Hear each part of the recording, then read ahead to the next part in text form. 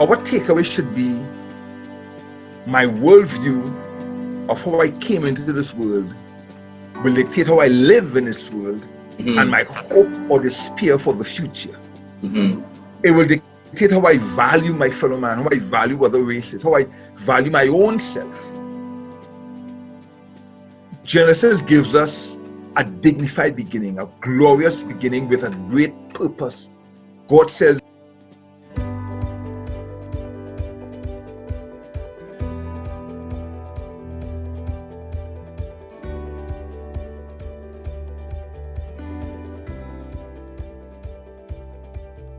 Welcome once again, everybody, to Let Us Go Deeper Special Edition, number 3. My name is Joel Amenya with Pastor Inslip also. Pastor, it's good to have you again for this third round of the special edition. It's always a pleasure to be here, Joel. It's always a pleasure to share with God's people our discoveries. Yeah, and as we've been talking about this podcast and essentially what we are trying to accomplish as we get to share this space and talk, we really want to know that what we are offering has some value for our listeners. And so we will be attaching a link, and we'll be putting the link right here as you look on this video. And please, we request that you go to this link and offer some of your feedback in terms of what you've been gathering from what we've been sharing.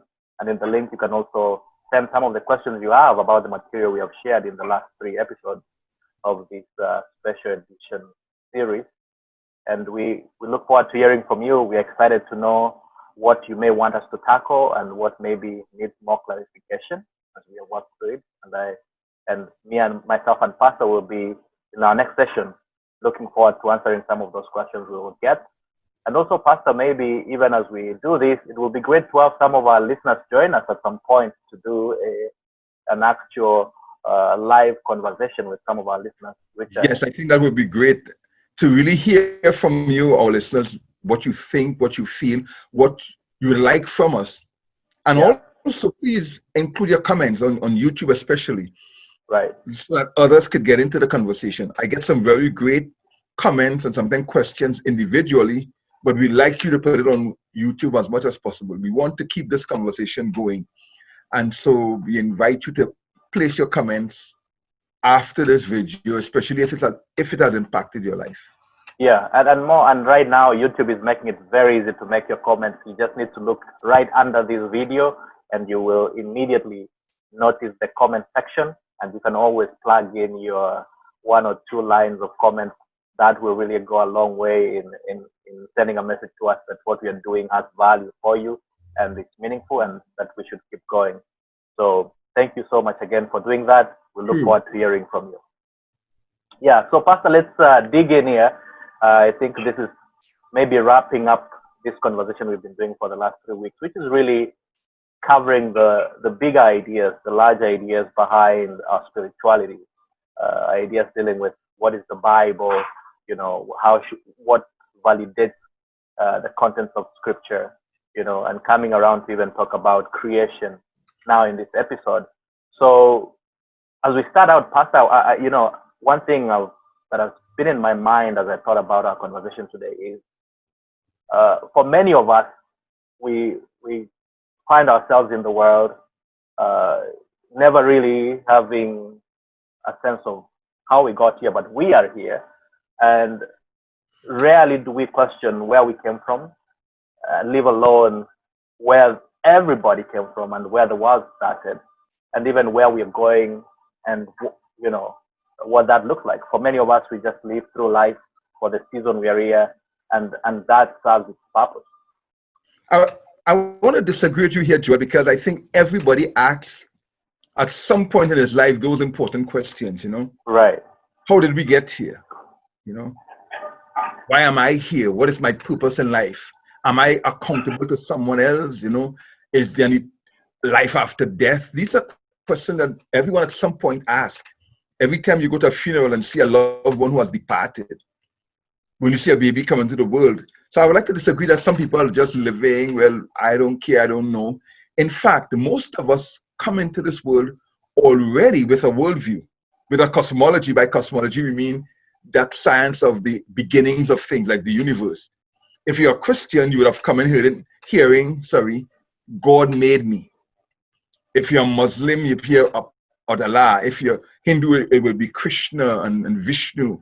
You know, if you're animist, whatever it is, everybody comes in with a context. And if you have none of that, you'd probably just be an atheist or an agnostic. But everybody's asking that question. Yeah, and maybe the actual context of my phrasing was really, this is not a question that is constantly lingering in our mind. And as you clearly stated, it does come up maybe in certain instances once in a while when we lose a loved one, when we go through a situation in life that really forces us to think about those elements. But by and large, I don't think that the majority are wrestling with where did the world begin. That's not a question that people in the street are just walking and wondering. I mean, for many of us, the needs that we have presently are so urgent that those are not questions we are necessarily. Only because we already come with a context. Like I said, living in so the an West, assumption behind our existence. Yeah. And so we just take that for granted. Only when it is challenged, we begin to really dig deep to ask ourselves, what do I really believe, or why do I believe what I believe? And I found that the older I get, the more I ask myself those kind of questions. Where are you going? What happens after this? And I find when I speak to other people my age and above, those questions become more prevalent. And maybe those are some of the factors, Pastor, that you're laying out that are the moments of crisis that push us to wrestle with those questions. Seasons of death, when we are aging and getting older and we're sort of run through the course of life. So we're getting to a place where now we are really filtered through what is important, and we're trying to consider that. But, you know, in the middle phase of life, and maybe even when you're starting out, these are not questions that are at the forefront of how you are experiencing and facing life. How we live is determined by our worldview. What we see about in fact, let me read something that Richard Dawkins said. He is like one of the world's preeminent atheists and a real strong proponent of Darwinism. He says this: the universe we observe has precisely the properties we should expect if there is, at bottom, no design, no purpose, no evil, and no good, nothing but blind, pitiless indifference. He's an atheist. He laughs and scoffs at the idea of a God, etc. And he says, when I look at the world, I see this randomness, this lack of purpose, of direction. So there's neither good nor bad, heaven or hell, anything. It's just, we just live until we die. So whether people are actively in any given moment wrestling with this question, or whether it is something just at the back of their head that will only rise up in a moment of crisis, we all have to answer that question. And at some point, we are given a worldview of how we came here, what we are supposed to do while we're here, and where we go when we leave here. That we just take for granted and we live. It's like you're driving in a car. You don't really think about the brakes and all of these things because you just take it for granted. This car will take me where I'm going, until you pick up a skid, until you begin to go down a hill, and you start to pump the brakes, and suddenly you begin to wonder, did I fix this thing? So it's the same thing with life we go through. Yet, I am suggesting, Joel, that the fact that Genesis was written 3,000 plus years after the events it purports to report, like the creation, etc., given to Israel coming out of Egypt, is very significant. That God should decide to bring a history of the world to his rescued people from Egypt. Have you ever thought about that? It's definitely one of those, thoughts that once you consider gets you wondering why things are ordered the way they're ordered. And I think the fact that the first 5 books become the foundation of scripture is in itself something that gets one thinking, why is even Genesis the very basis of that set of books, and even the Bible itself? So why do you think Moses, in taking Israel out of Egypt, beginning to constitute them in a nation, is inspired to write the book of Genesis? Why do you think the book of Genesis was written? Why do I think? I think that's a Especially big to the people question. it was written to. Right. It's a big question because the very fact that the children of Israel are coming from an environment, a culture where their identity was completely uprooted and their sense of who they were was completely distorted, uh, gives reason, at least in my own thinking, to why Genesis is important, because it sets a picture for the children of Israel to realize where they're coming from and what is really the force behind their existence, their journey, and their story. To know your roots, to know your beginning, is to give you a sense of who you are and why you are where you are.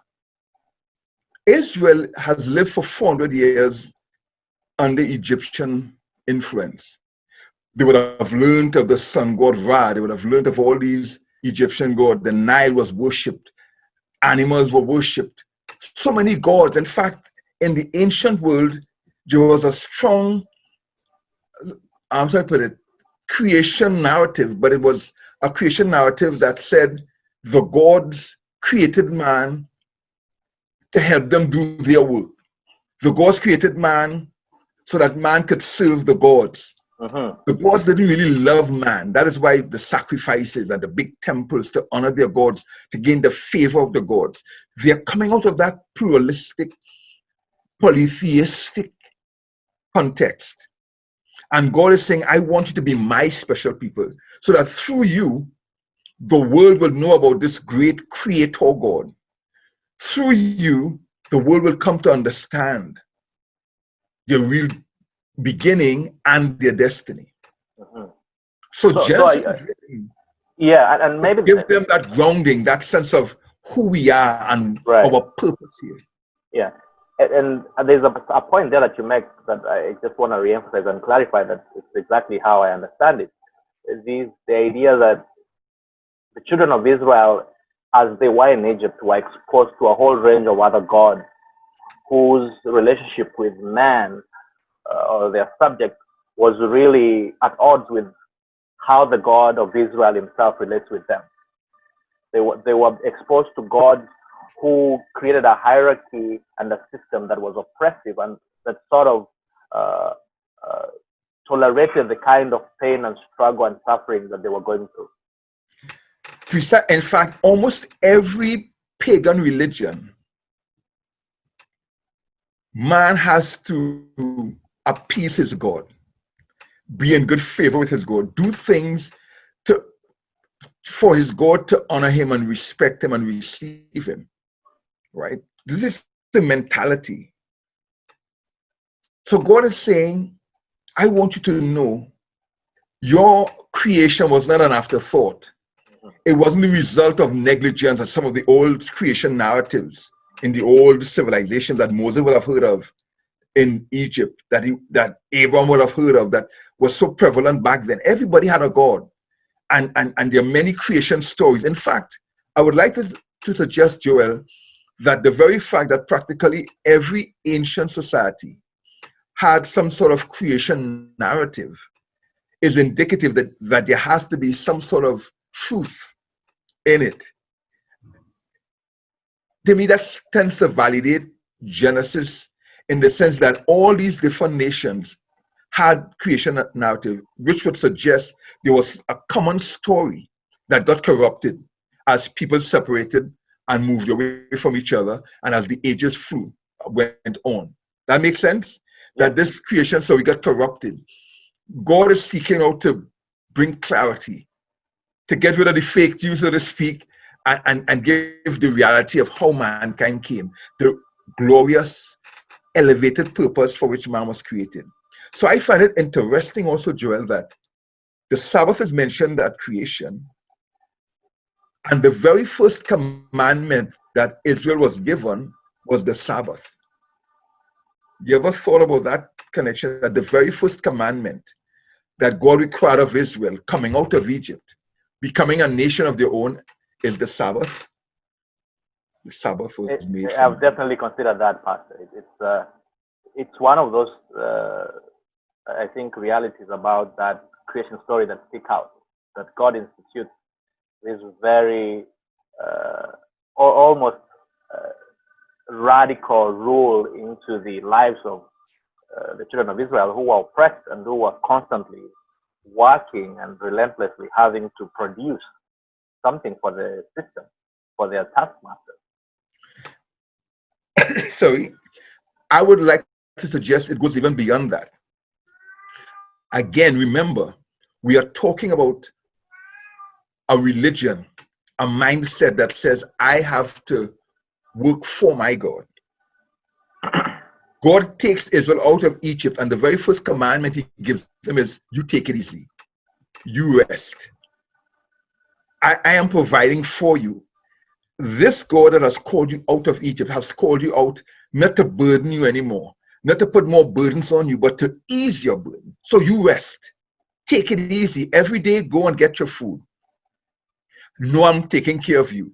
And on Friday, see me preserve what I've given you by keeping your manna for the next day. So this was supposed to create in Israel a sense of trust, a sense of peace and relaxation, of being loved by God.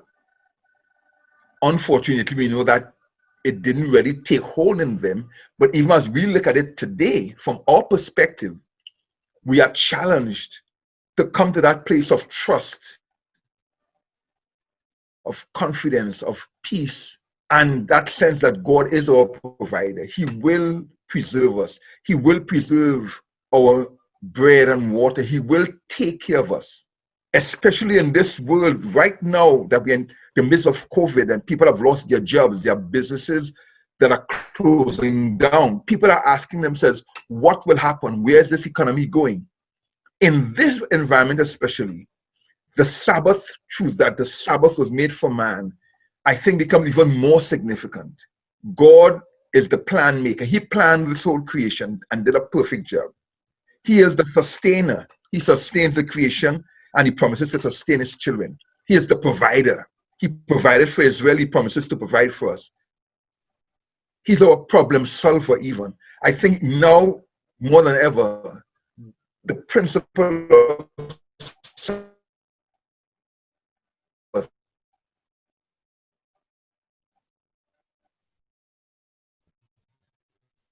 you seem dazed. You went. I think there was a problem with the internet a little bit here. Oh, Yeah.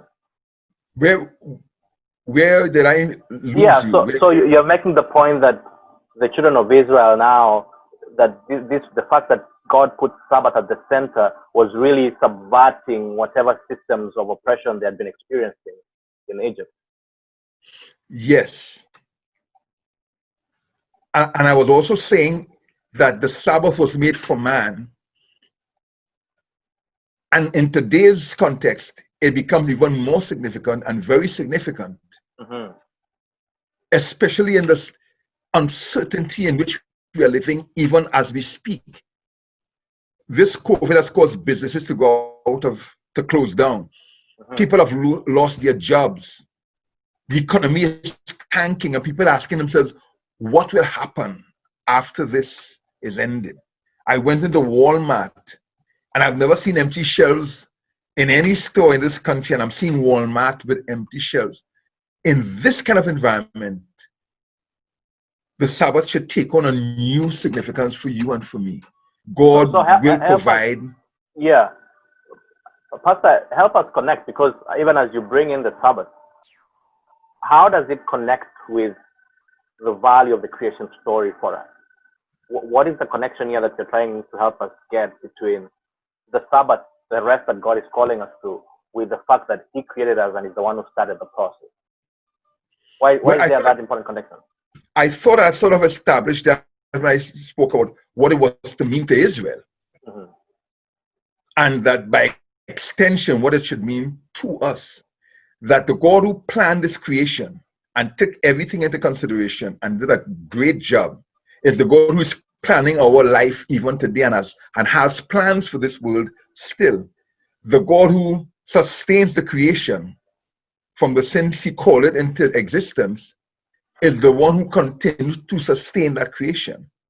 The God who provided for Adam and Eve, provided for Israel, is the same God who is going to provide for us.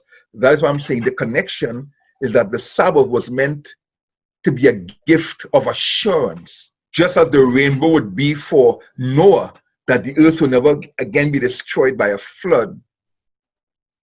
The Sabbath becomes that token of a watchful, planning, providing, sustaining God. Yeah, and ultimately for us, a symbol and a moment to remind ourselves that God is giving us rest as the crowning jewel of his work. Yes. And while we're talking about the Sabbath, we recognize that it was in Eden that human relationship was established. In that marriage between Adam and Eve, the first man and the first woman. Again, when we go to the beginning, we realize that God is establishing patterns and he has established human relationship. Eve is taken from a rib of Adam, symbolizing that she's not above him to rule him. She's not from his feet that he should trample over her, but from his side to be a companion, to walk by his side. So this becomes the basis, the model for human relationships: equality, love, and mutuality. Whether that be in marriage or outside of marriage, human relationships should be built on mutuality, on caring, equality. Yeah. Later on, we see marriage will take other shapes and forms. Polygamy. I don't want to use the word incest because it sounds so negative in today's world, but when we consider Abraham and Jacob and the patriarchs, they married really in their own immediate family. But then we see God bringing changes in Israel and said no marriage in a circle of families. But polygamy existed. Then we come to the New Testament when once again there seems to be a push towards monogamy as we know it today. And we see today marriage taking on a whole new shape of what we call same-sex marriage. So marriage has gone through its permutations and changes as mankind has moved on from Eden. As Christians, we do believe that marriage, ideally, the relationship dynamic should be between one man and one woman, to create that sort of bonding that seems to be what God had in mind when he says, therefore shall a man leave his father and his mother and be joined to his wife. And any other permutation of marriage seems to be deficient in one way or another. And that's, I think, Pastor, that becomes a very interesting addition to the story that you're telling about even creation, because I think what we are seeing is constantly God at the very beginning laying a foundation that solidly gives us a sense of those things that he's offering us that are important also to establish us in the world as it is. True. And I do believe that when we follow those patterns, our lives are richer. People who recognize what Sabbath is, people who recognize what human relationships should be, live fuller lives, happier lives. So when it says the Sabbath was made for man, when we consider that God said, I see no one, Adam said, I don't see anyone fit for me in the garden, and God gives him a companion. Those two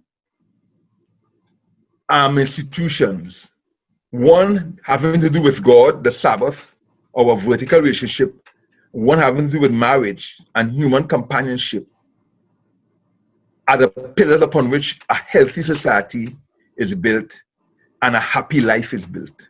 Yeah. So Pastor, I guess then what we are really coming to here is to realize that having that creation story and having that origin story is so important for establishing the norms, the practices, the structures around which we operate in a way that is fruitful, in a way that is wholesome.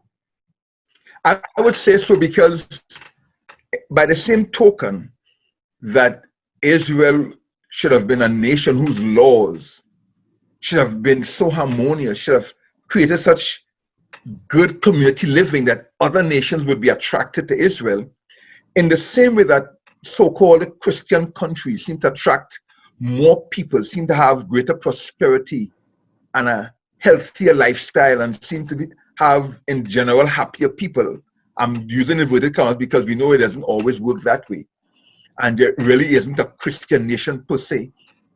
But I'm talking about nations that seem to espouse scriptures, seem to demonstrate greater progress than others, less repression, etc. By the same token, also, societies where there's no real sense of God as revealed in scriptures, life is much more primitive. There seems to be less social orders as we know it. Yet I don't want to take that too far, because even Romans chapter 2 says, even the Gentiles who don't have law, when they do the things that are according to the law, show that their consciences have been animated. So I'm saying, even when there is no written scripture, no Genesis, so to speak, in a society, God still loves all human beings, and he's still sending illumination to people's minds of how to live well and how to live right. But again, I believe having a sense of who created us and for what purpose he created us gives us a sense of purpose, a sense of dignity, give us a sense of a moral compass even, rather than to think we just simply came out of nothing by randomness, survival of the fittest, as macroevolution purports. Which makes me think, Joel, do you think there's a basis for evolution? Do you think that an evolutionist has a foundation upon which she is building his evolutionary belief and theory? Or is it just something popped out of the air and I just choose to believe this and not that?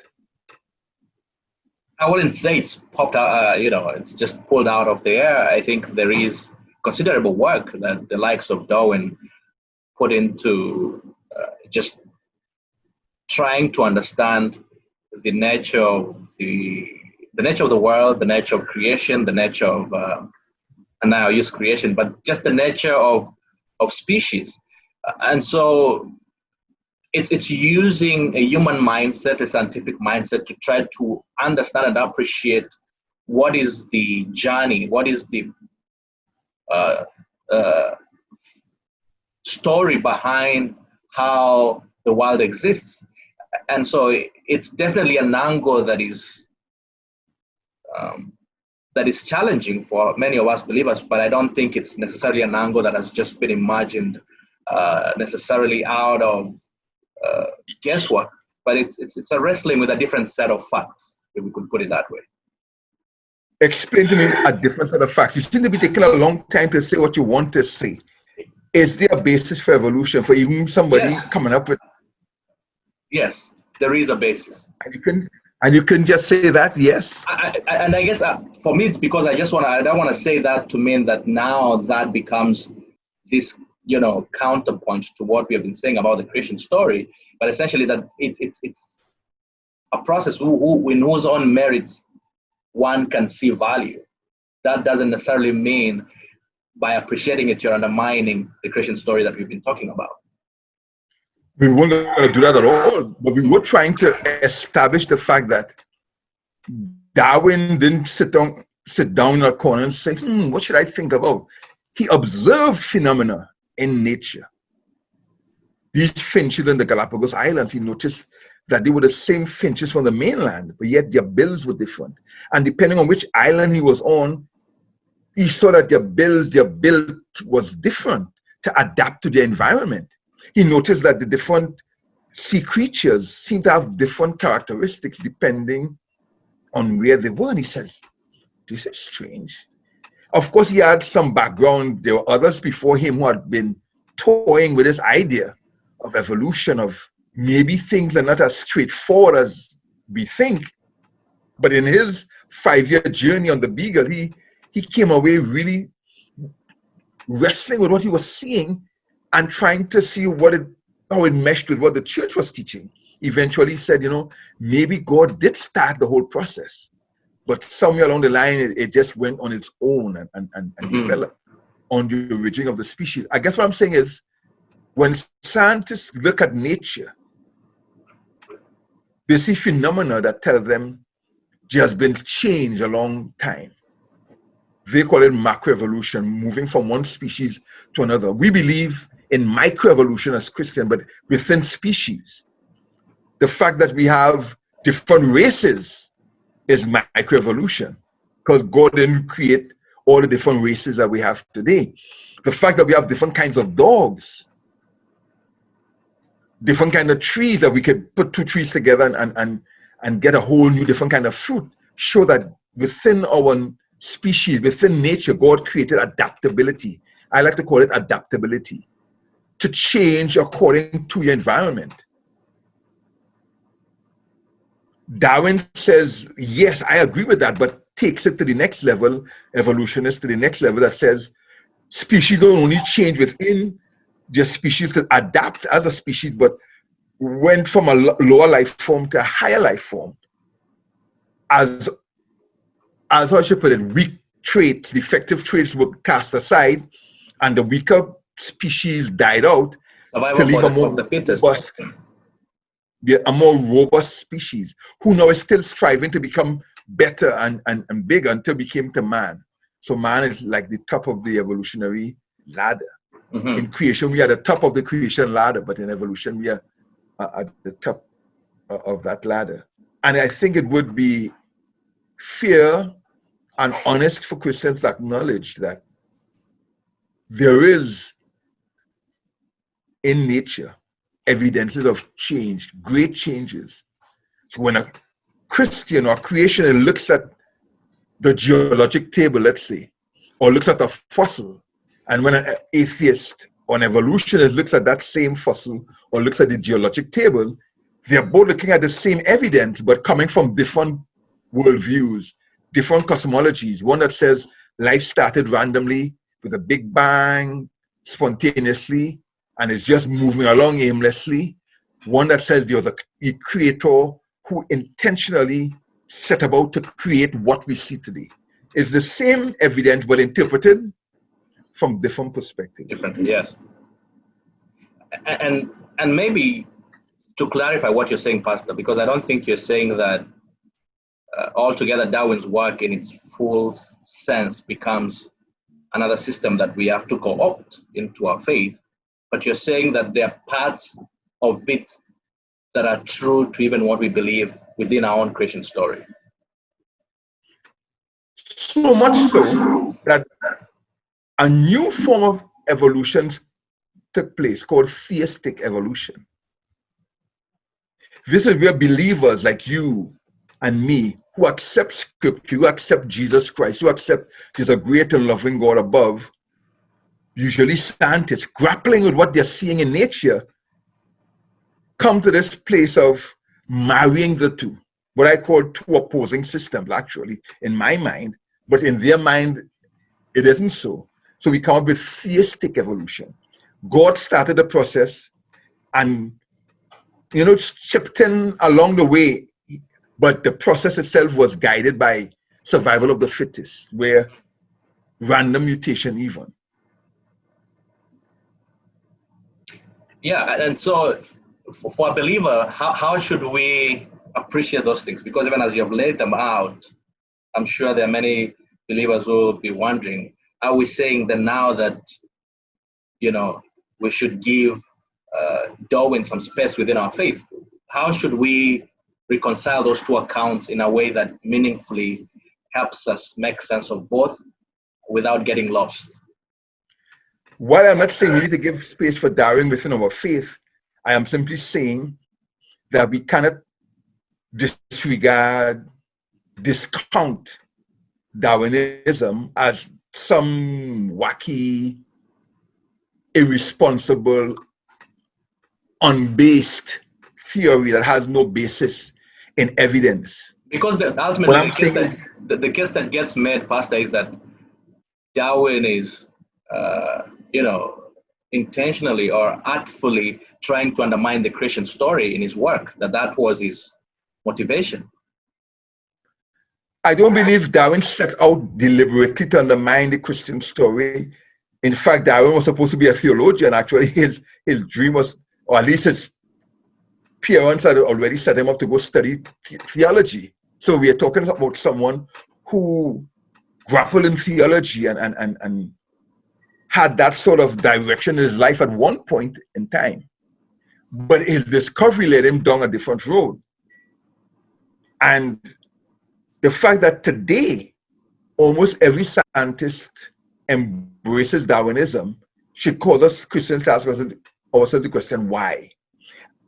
And not try to defend the Genesis or dispel Darwinism, because when we do that, we usually expose an ignorance that is alarming, that does more harm than good. For sometimes the very people that we are trying to win, we lose them because our explanation, our understanding of evolutionary theory is so deficient and misguided.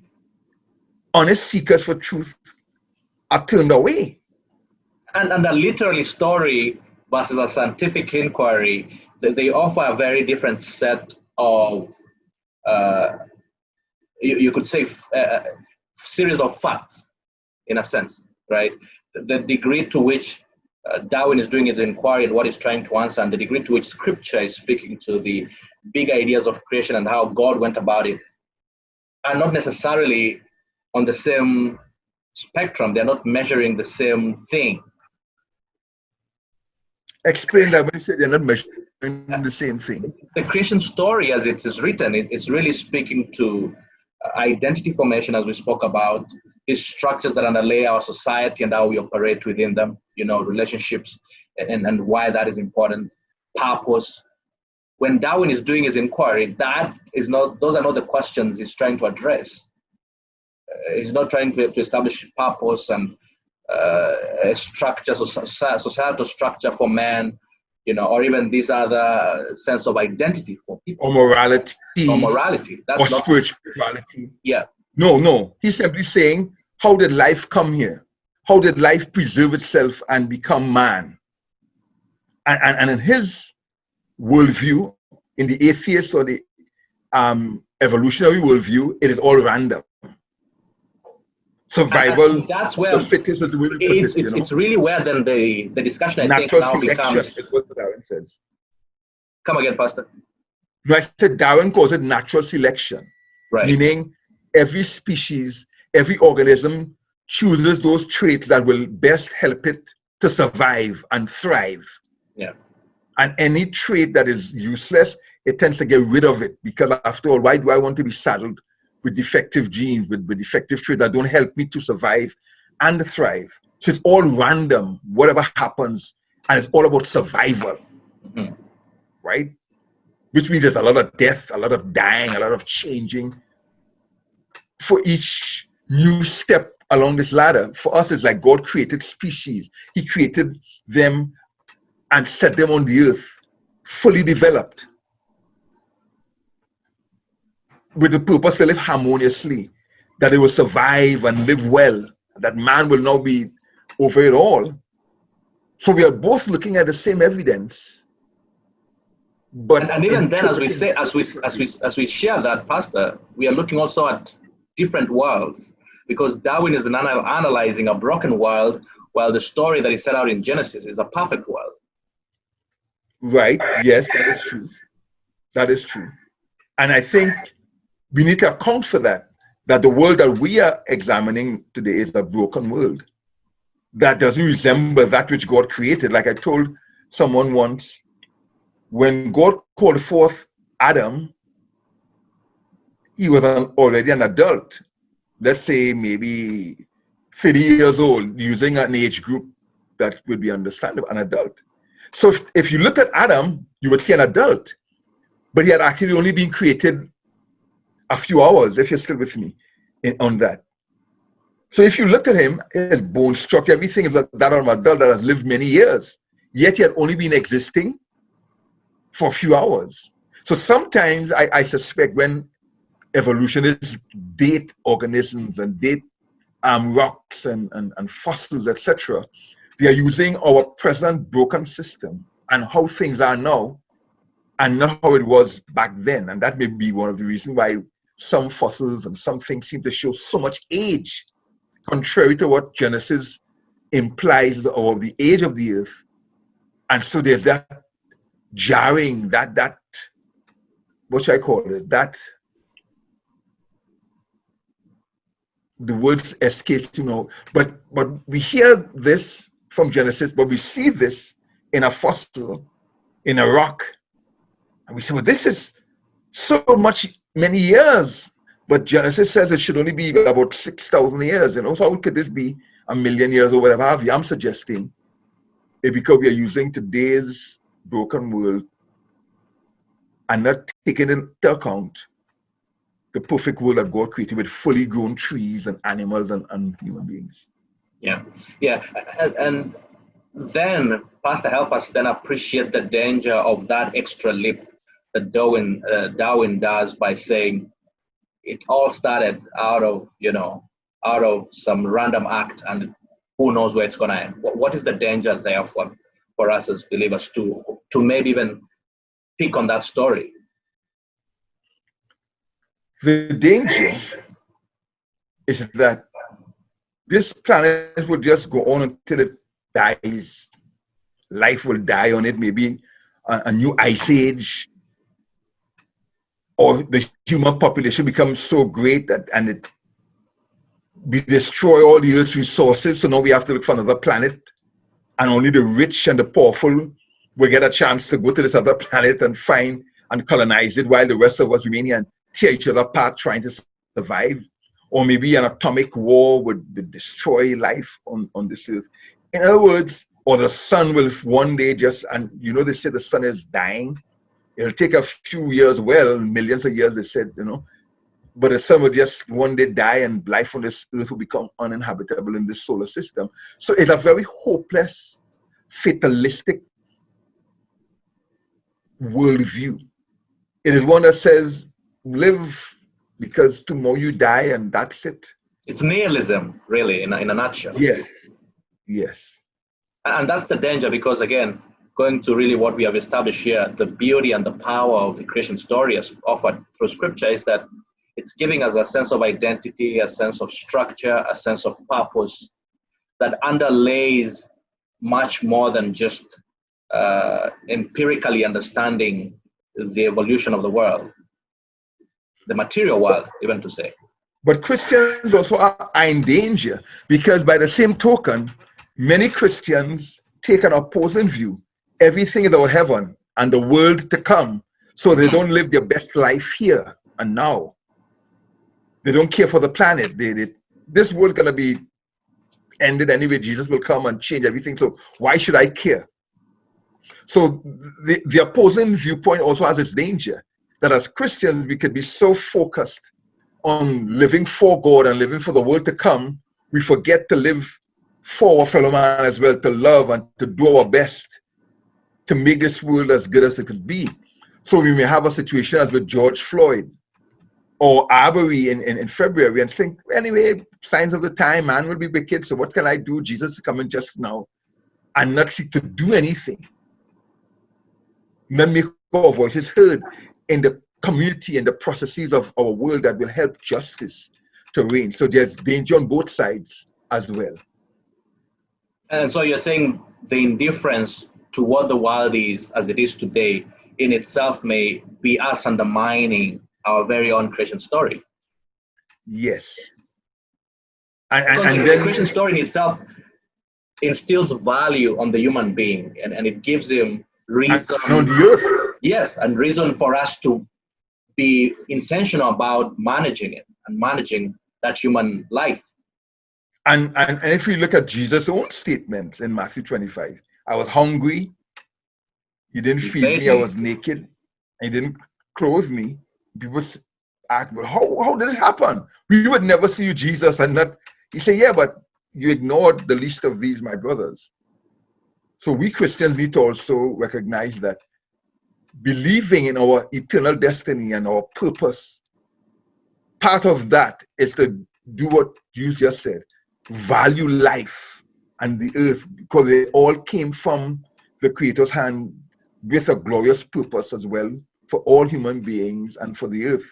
But sin marred it, which is another thing too that I find that theistic evolution cannot answer for me, the question of moral responsibility and sin. For according to the Genesis narrative, sin was a fall from a higher level of estate. Sin was rebellion and disobedience, for which there must be an atonement for sin.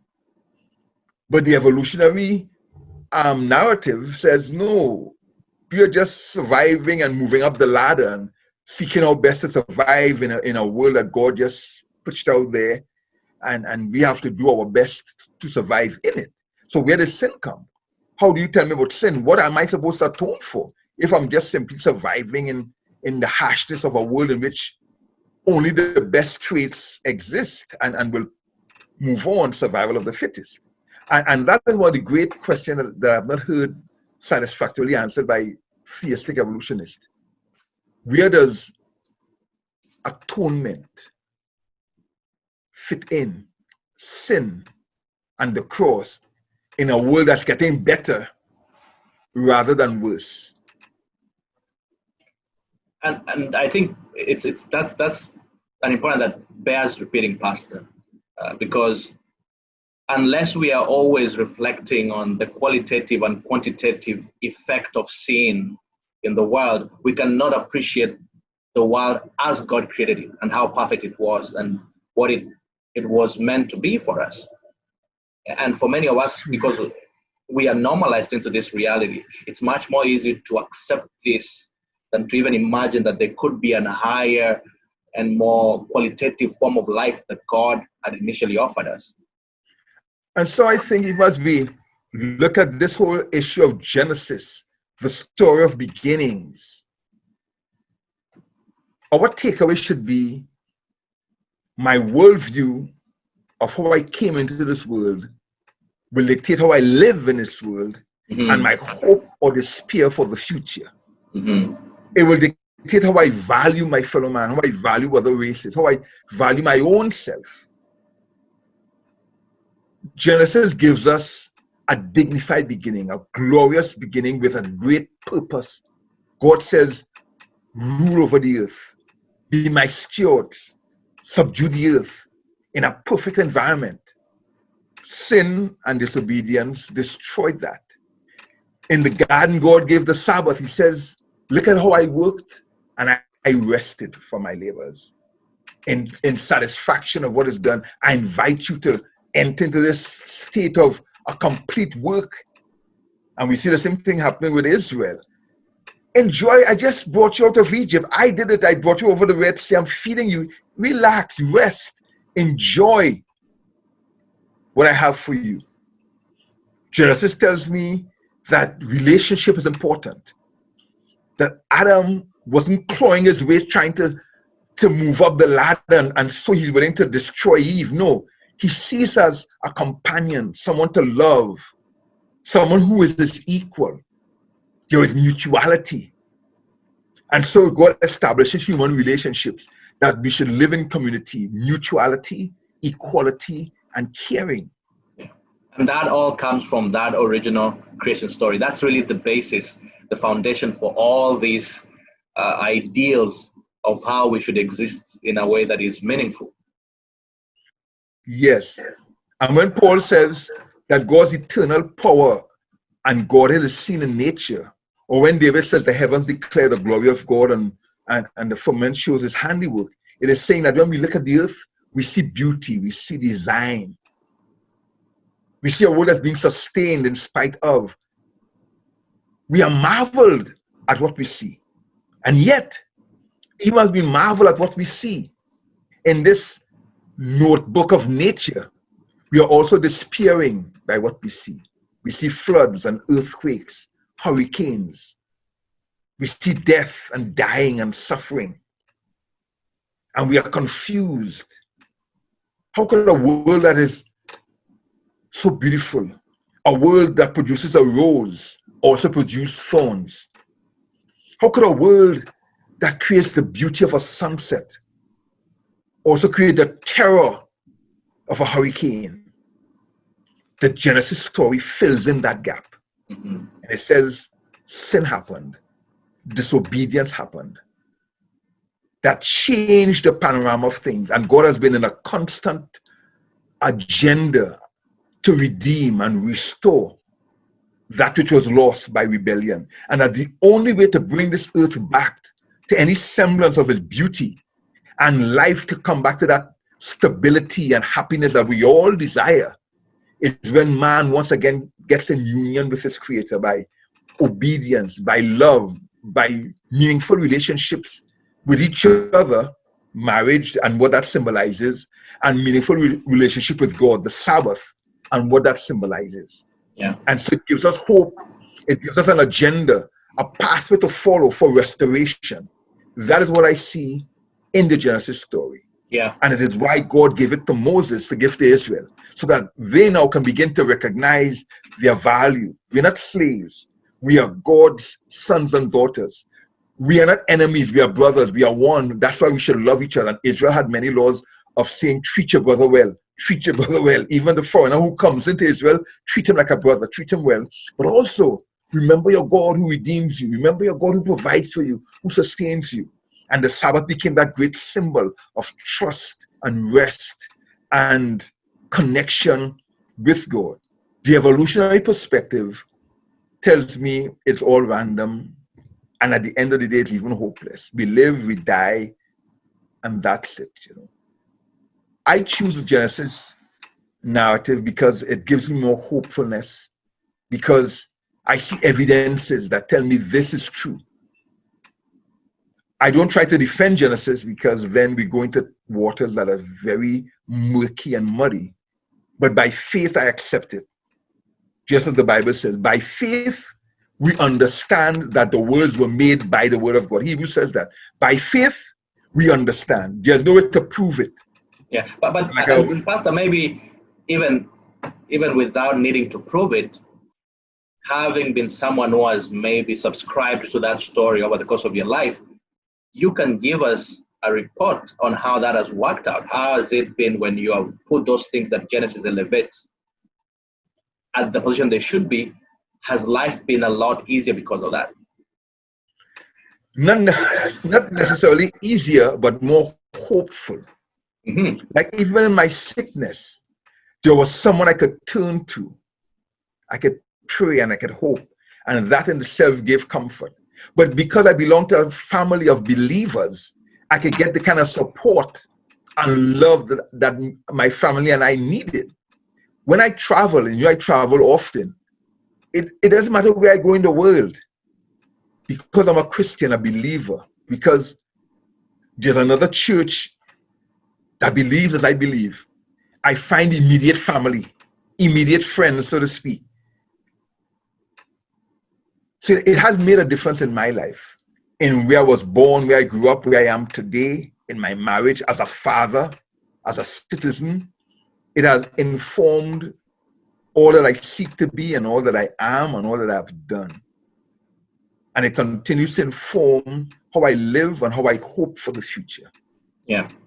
And that's really good to hear, Pastor, because I think even as we come in at the end, those are the important things to really focus in on, and my way of really summarizing what we have been able to excavate from this creation story is that it gives us identity, it gives us structure, it gives us purpose, and ultimately it gives us a sense of destiny, because here is a God setting out things in motion. We believe that he's the one again who will bring things to the very end as he has designed.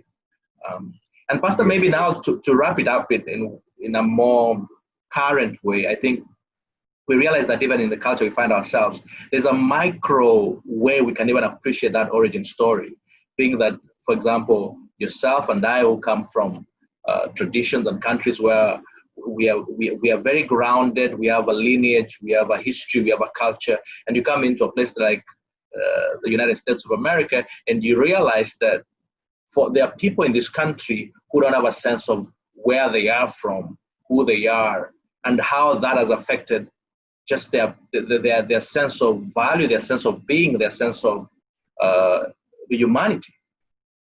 Why didn't you bring this up earlier, Joel, rather than the end? Because this is a beautiful area to go into, actually, that inheres totally in what we are talking about.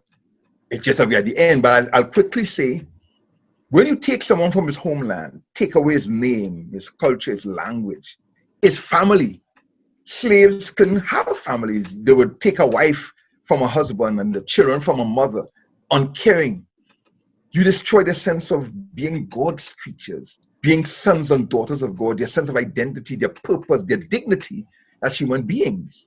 And if generation upon generation comes, each generation is further dug into that deep well of having no destiny, no root, so to speak. And so you have a people that is set adrift on the tides of survival, always feeling less and always trying to measure up. And that is exactly why when God took Israel out of Egypt, he gave them the Genesis story as the first assignment. Know who you are, know whose you are, and the rest would fall in place. You will live the dignity and the destiny that has been prepared for you if you know who you are and whose you are.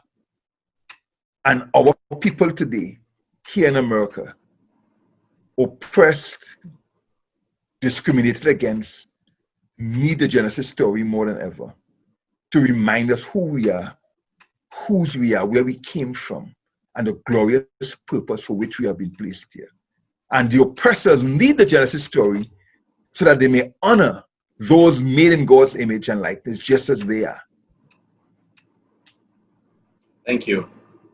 I think we can end it there, Pastor. And I think yes, it really bears more thinking even as we reflect on this story, because it's not just a story that is stuck in the pages of Scripture, but it's a story that it really, as you've said here, then that applies in our immediate reality. That even those micro stories, creation stories of our own lives do have such a great impact on what we become. Yes. So I'm so glad we were able to do this, Joel, and I'm looking forward to other times when we have special editions so we can keep this dialogue going. Yes, I look forward to the same, and we'll encourage again our listeners, please be sure to leave a comment. That will really go a long way in encouraging us and helping us to get a sense that we need to keep coming back here, and also fill out the survey again that I will be appending here at the very end of this recording. Please give us as many details as you can in that survey so that we can continue to make Let Us Go Deeper a platform, a space where your thoughts, your voice is heard, and where those things that you really consider to be important are discussed, and hopefully you get to gain the value that comes out of this.